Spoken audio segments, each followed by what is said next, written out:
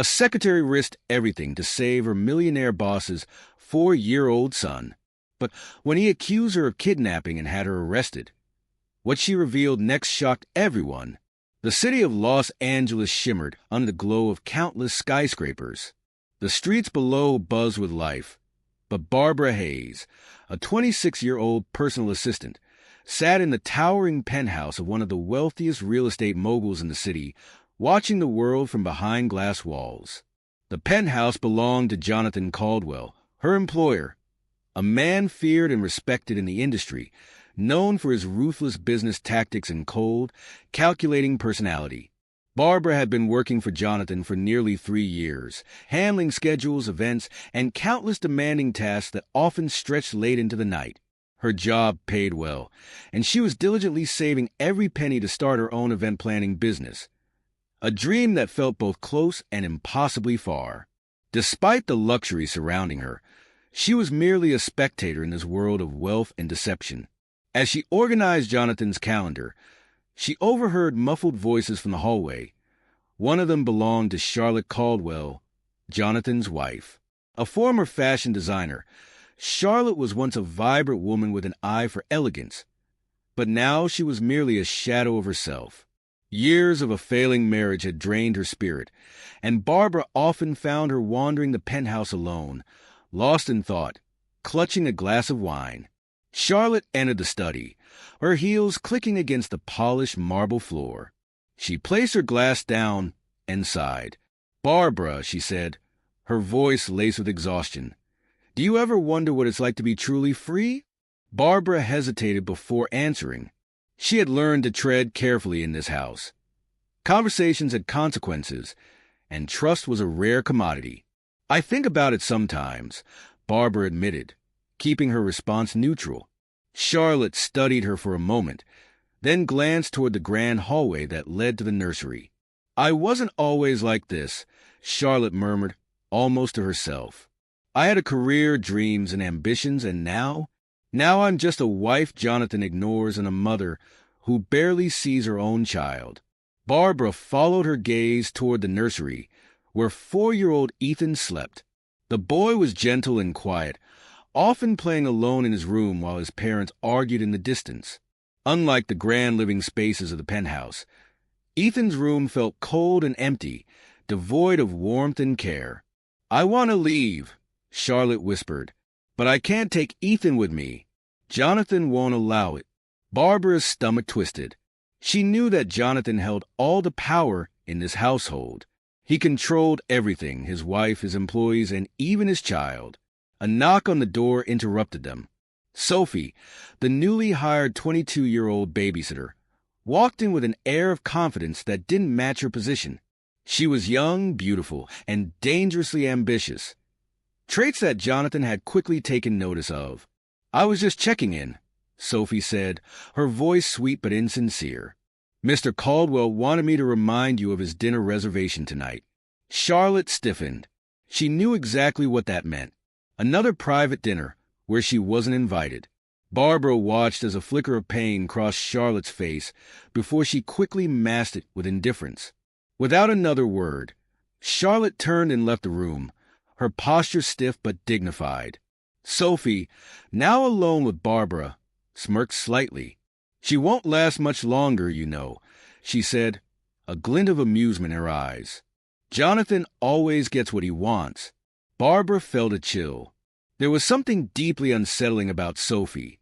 Her presence in the penthouse had already shifted the dynamics in the household, and Barbara had the uneasy feeling that things were only going to get worse. Over the next few weeks, everything unraveled quickly. Charlotte stopped arguing with Jonathan and began spending more nights away from home, staying at a friend's place. Soon, she wasn't coming home at all. Jonathan didn't even seem to care. With Charlotte gone, Sophie took over. She openly paraded around the penthouse, slipping into Jonathan's office unannounced, whispering in his ear at dinner, and slowly replacing Charlotte's presence. But the worst part, Ethan was completely abandoned. Sophie had been hired to care for the child, but she barely acknowledged him. She left him alone in his room for hours, letting the housekeepers bring him food. His mother was gone, his father indifferent, and Sophie, who was supposed to be his caretaker, acted like he didn't exist. Barbara tried not to get involved. She was an employee, not family. But each night, as she finished her work, she heard Ethan crying softly in his room, calling for his mother. One night, as the city lights flickered beyond the penthouse windows, Barbara passed by the nursery. The door was slightly open. She peeked inside. Ethan sat curled up on the edge of his bed, his small arms wrapped around a stuffed animal. His face was damp with tears. Barbara hesitated, then softly pushed the door open. "Ethan," she whispered. The little boy looked up, his blue eyes filled with sadness. "Where's Mommy?" he asked, his voice barely above a whisper. Barbara's heart clenched. She crouched beside him. "She'll be back soon," she lied, knowing she had no idea if that was true. Ethan wiped his face with his tiny hands. "I don't like Sophie," he whispered. "She says I'm annoying." Barbara felt anger rise in her chest, but she kept her voice calm. "You're not annoying, Ethan," she assured him. "You're a very special little boy." Ethan sniffled and leaned into her, seeking the warmth and comfort he had been denied. Barbara hesitated for only a moment before wrapping her arms around him, gently rocking him back and forth. At that moment, she realized something deep inside her was changing. She couldn't just stand by and watch anymore. This wasn't just a job. This was a child, and he was suffering. Barbara knew crossing the line could cost her everything. But as she held Ethan close, she also knew one thing for certain. She wasn't going to walk away. Barbara tried to focus on her work, but her mind kept drifting back to Ethan. The sound of his muffled crying still echoed in her ears, making it impossible to ignore. She had always stayed in her lane, never interfering in the personal affairs of the people she worked for. It was safer that way. But this was different. Days passed, and the neglect only grew worse. Jonathan was barely ever home, spending most of his nights at high-profile events, often with Sophie by his side. The babysitter, however, was far from responsible. She spent most of her time lounging by the rooftop pool, chatting on the phone, and ordering expensive takeout with Jonathan's credit card. If Ethan cried or called for her, she either ignored him or snapped at him, telling him to be quiet or stop being such a brat. Barbara watched this unfold in silence, each moment chipping away at her self-control. One evening, after a particularly long day, Barbara entered the penthouse lobby to see Sophie walking in behind her. "Hey," Sophie said casually, tossing her purse onto the couch. "If Jonathan asks, tell him I took Ethan to the park today, will you?" Barbara froze, a wave of anger rushing through her. "Did you?" she asked, already knowing the answer. Sophie rolled her eyes. "Of course not. That kid is a nightmare. But Jonathan doesn't care as long as I say I did." She smirked and pulled out her phone, completely unbothered. Barbara felt her blood boil. This woman was lying, neglecting a child, and getting away with it. Later that night, as Barbara was preparing to leave, she passed Ethan's room. The door was slightly ajar, and inside, the boy was curled up in the same position as before, alone, hugging his stuffed bear, his little chest rising and falling in shaky breaths. Barbara sighed and stepped inside. "Hey, buddy," she whispered, kneeling beside his bed. "Did you eat dinner?" Ethan shook his head. Barbara clenched her jaw. "Let's go get you something, okay?" She carefully lifted him into her arms and carried him to the kitchen.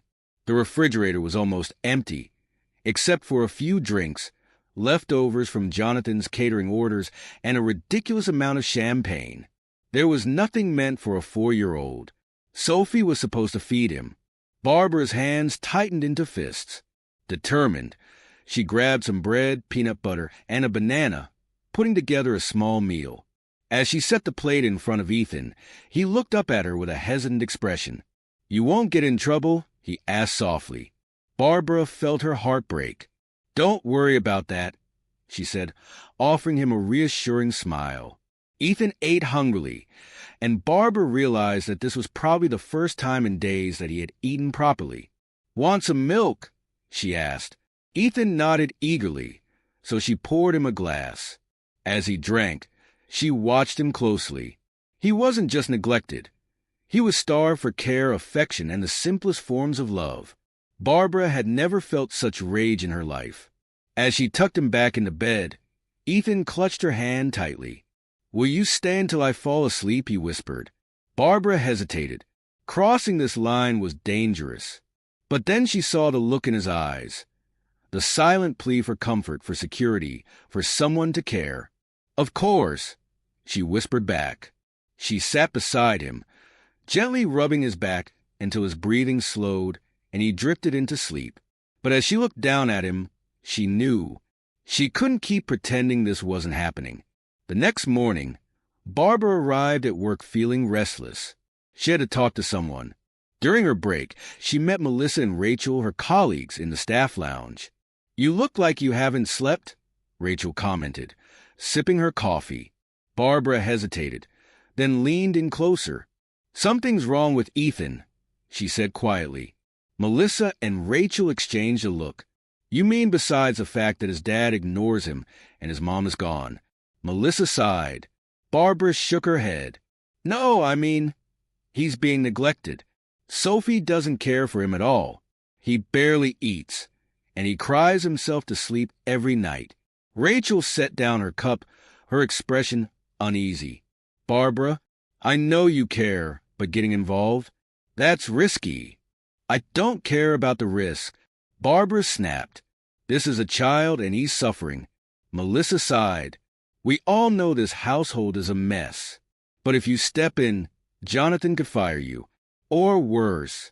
Barbara's stomach twisted. She knew they were right. But could she really just do nothing? That night, Barbara finished work late. She was exhausted, but her mind was racing. As she walked past the penthouse living room, she saw Jonathan and Sophie sitting together, laughing over expensive wine. It made her sick. While they were enjoying their night, Ethan was alone in his room, crying himself to sleep. Barbara had had enough. She turned toward the nursery, but something felt wrong. The hallway was too quiet. Heart pounding, she pushed open the door. Ethan wasn't in his bed. A wave of panic hit her.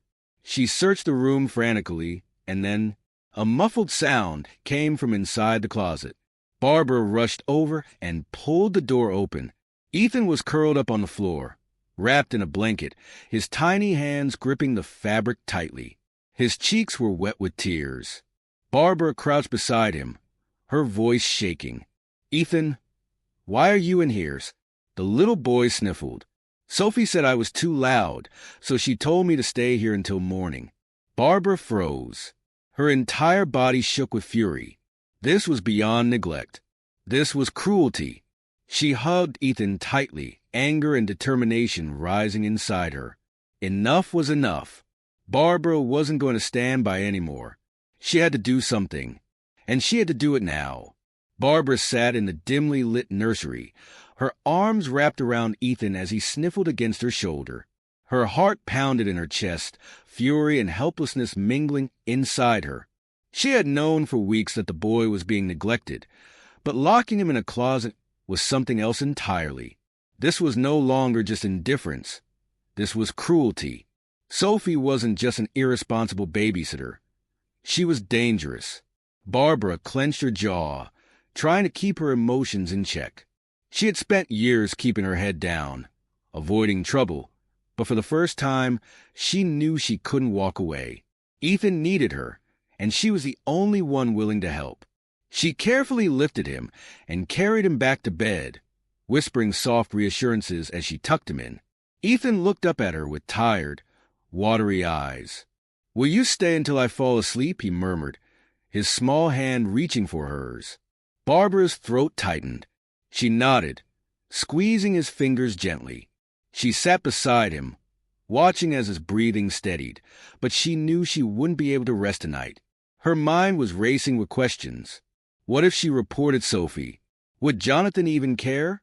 Would the authorities do anything? He was a powerful man, and she had seen how easily he dismissed problems that didn't suit him. When she was sure Ethan was asleep, Barbara rose to her feet quietly and slipped out of the nursery. She moved through the penthouse like a ghost, her steps silent against the expensive hardwood floors. The sound of laughter drifted from the living room. Sophie and Jonathan were still awake, lounging on the couch with glasses of wine in their hands, completely oblivious to what had just happened upstairs.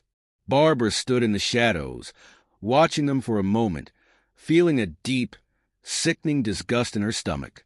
Sophie was leaning in close to Jonathan, her voice soft and flirtatious, her eyes alight with amusement. To them, this was a game. Barbara turned away and went straight to her small workspace in the penthouse office. She pulled out her phone, hesitating for only a second before dialing Charlotte's number.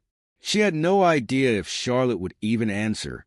She hadn't spoken to her since she left, but she was Ethan's mother. If anyone had a right to know what was happening, it was her. The phone rang twice before a groggy, confused voice answered. "Hello, Charlotte," Barbara whispered urgently, glancing toward the hallway to make sure no one was listening. "It's Barbara. I need to talk to you. It's about Ethan." There was a pause, followed by a sharp intake of breath. "Is he okay?" Charlotte's voice was suddenly awake, alarmed. "No," Barbara admitted, her voice shaking. "He's not okay. Sophie is neglecting him, Charlotte. Tonight, she locked him in a closet to keep him quiet. He's barely eating, and no one is taking care of him." The silence on the other end of the line was deafening. Then, Charlotte exhaled shakily. "I knew this would happen," she murmured. "I knew Jonathan wouldn't look after him, but I didn't think it would be this bad." Barbara swallowed the lump in her throat. "You need to do something. You're his mother." Charlotte hesitated, but there was a new edge in her voice when she spoke again. "I'll fix this. I'm coming back." Barbara hung up, exhaling slowly. Relief coursed through her, but it was fleeting. She knew that Jonathan wouldn't just let Charlotte take Ethan back without a fight. He was a man who thrived on control, and losing custody of his son wouldn't sit well with him. The next morning, Barbara continued her work as if nothing had changed, but her stomach was tight with anxiety. She avoided Sophie as much as possible, not trusting herself to keep her mouth shut. When she walked past Ethan's room, she saw him sitting by the window, watching the city below. His tiny hands pressed against the glass, his expression unreadable. "Hey," she said softly, stepping inside. "Want to have breakfast with me?" Ethan turned to her, his eyes brightening just a little. He nodded eagerly, and Barbara took his hand, leading him downstairs. She was halfway through making pancakes for him when Sophie sauntered into the kitchen. She narrowed her eyes at Barbara, leaning against the counter with an amused smirk. "You're getting awfully attached, aren't you?"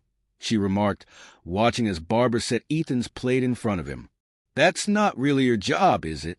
Barbara forced herself to remain calm, even as her hands trembled with anger. "Someone has to look after him," she said evenly. Sophie scoffed, shaking her head. "Oh, please. Jonathan doesn't care what happens to that kid. As long as I keep him entertained, I can do whatever I want." She leaned in, lowering her voice.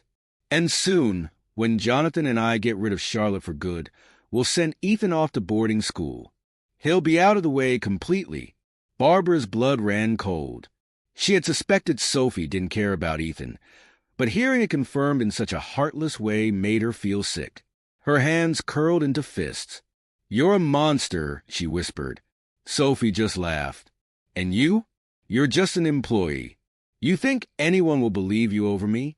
You'd be out of a job before you could even open your mouth." She smirked, tossing her hair over her shoulder. "So, why don't you be a good assistant and stay out of things you don't understand?" Barbara didn't respond. She couldn't. She was too busy trying to keep herself from lunging at Sophie right then and there. Instead, she turned back to Ethan, her decision already made. She couldn't wait for Charlotte to fix this. She couldn't wait for the courts or the police or anyone else. Ethan didn't have time for that. That night, as the penthouse settled into quiet, Barbara packed a small bag with Ethan's essentials. She tucked in a few of his favorite toys, a change of clothes, and whatever money she had on her. Then, she tiptoed into Ethan's room and carefully lifted him into her arms. The boy stirred but didn't wake, his head resting against her shoulder. Barbara held her breath as she crept through the penthouse. Every sound seemed amplified in the stillness. She made it to the door, her hand gripping the handle. Then, from behind her, a voice cut through the silence. "And where do you think you're going?" Barbara spun around, her heart leaping into her throat. Sophie stood in the hallway, arms crossed, a wicked smile playing on her lips. Barbara's pulse pounded. She knew one thing for certain. There was no turning back now. Barbara's heart pounded as she tightened her grip on Ethan, his small body warm against her chest. Sophie stood in the dimly lit hallway, arms crossed, an amused smirk on her face as if she had already won. Barbara knew she had no time to waste. She took a deep breath, her mind racing for an escape plan. Sophie tilted her head, her eyes gleaming with cruel amusement. "You really thought you could just walk out of here with him?" she scoffed, stepping forward slowly. "Jonathan will bury you for this, you know. You'll lose your job, your future, maybe even your freedom." Barbara swallowed hard, forcing herself to remain calm. "I don't care," she said firmly. "You don't deserve to be anywhere near this child." Ethan stirred slightly in her arms but didn't wake. Sophie let out a low chuckle. "That's adorable. You think you're some kind of hero, don't you?" She took another step closer, blocking Barbara's path to the door. "Well, let me make this simple for you. Put him down and walk away, and maybe, just maybe, I won't tell Jonathan what you tried to do." Barbara clenched her jaw. There was no way she was backing down now. She shifted Ethan slightly, freeing one hand, and in one swift motion, she grabbed the closest thing she could reach, a decorative vase on the console table beside her. Before Sophie could react, Barbara threw it straight at her. The ceramic shattered against Sophie's shoulder, knocking her off balance just long enough for Barbara to bolt for the door. She flung it open and ran down the hall, Ethan still in her arms, her pulse thundering. The elevator was too far. If she waited for it, Sophie would catch up. Instead, she ran for the emergency stairwell, pushing through the heavy metal door and racing down the stairs two at a time. Sophie's furious voice echoed behind her. "You're making a mistake, Barbara." Barbara didn't stop. She didn't care about mistakes. The only thing that mattered was getting Ethan out of that place. She burst through the stairwell door on the ground floor and into the parking garage. Frantically scanning the dimly lit space, she spotted her car parked near the exit. She sprinted toward it, fumbling with the keys as she reached the door. As she yanked it open, Ethan stirred in her arms, his sleepy eyes blinking up at her in confusion. "Where are we going?" he mumbled drowsily. Barbara forced a smile, despite the panic surging through her. "Somewhere safe, buddy," she promised, buckling him into the back seat as quickly as she could.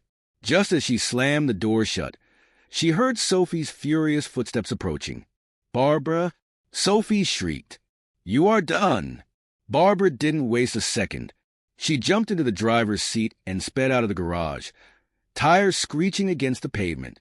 In the rear-view mirror, she saw Sophie standing at the entrance, her hands clenched into fists. But Barbara was already gone. She drove through the dark streets of Los Angeles, her hands gripping the wheel tightly. She had no idea where she was going yet, but she knew one thing for certain. She couldn't take Ethan back. Jonathan had power, money, and connections. If he found her, he would destroy her life without hesitation. She needed help, and there was only one person who could provide it. Barbara pulled out her phone, her fingers trembling as she dialed Charlotte's number. It rang once, twice, then, finally, "Barbara?" Charlotte's voice was sharp with concern. "Where are you?" Barbara exhaled shakily. "I have Ethan." There was a beat of silence. Then Charlotte spoke, her voice calm but firm. "Bring him to me." I'll handle everything. Barbara pulled into a quiet motel parking lot, her heart still hammering. She turned in her seat to look at Ethan, who had fallen back asleep, his small chest rising and falling steadily. A wave of emotion washed over her. She had done it. She had gotten him out. But she knew this wasn't over yet. When Barbara arrived at Charlotte's location, a secure, gated home on the other side of the city, Charlotte was already waiting outside, flanked by 2 attorneys and a police officer. She had called for protection. As soon as Barbara stepped out of the car, Charlotte rushed forward, pulling Ethan into her arms. The boy stirred, blinking up at his mother. "Mommy," he murmured. Tears welled in Charlotte's eyes as she kissed his forehead. "I'm here, baby," she whispered. "I'm here." Barbara felt a lump form in her throat. For the first time in weeks, Ethan looked truly safe. The officer approached Barbara. "You're lucky you got here when you did," he said. Jonathan already reported this as a kidnapping. Barbara's stomach dropped. "Am I going to be arrested?" she asked, her voice barely above a whisper. The officer glanced at Charlotte, who stepped forward, her posture strong and unwavering. "No," Charlotte said firmly. "Barbara acted on my behalf, and we're going to fight this." Hours later, after an intense legal battle, Jonathan's case fell apart when Charlotte's lawyers presented evidence of Sophie's neglect. Security footage from the penthouse and witness testimonies from other employees sealed his fate. Sophie was fired immediately, and Jonathan, faced with mounting legal pressure, agreed to give Charlotte full custody of Ethan. The battle was over. Barbara stood outside the courthouse, exhaustion settling into her bones. She had risked everything, and yet, standing there, watching Charlotte hold Ethan close, she knew she had done the right thing. A familiar voice interrupted her thoughts. "You're a brave woman, Barbara." She turned to see Detective David, the officer who had helped Charlotte. His kind eyes studied her, a hint of admiration in his expression. "You could have walked away," he said. "But you didn't." Barbara smiled for the first time in what felt like forever. "Some things are worth the risk," she admitted. As the weeks passed, life slowly began to settle. Charlotte rehired trusted staff to care for Ethan properly, and Barbara, with Charlotte's generous support, was finally able to open her own event planning business. One evening, as she was closing up her new office, her phone buzzed with a message from David. "Dinner tonight? You still owe me a proper conversation." Barbara chuckled, shaking her head. Maybe, just maybe, this was the start of something new. She locked up the office, taking one last look at the city skyline. She had fought for Ethan. She had fought for herself. And in the end, she had won.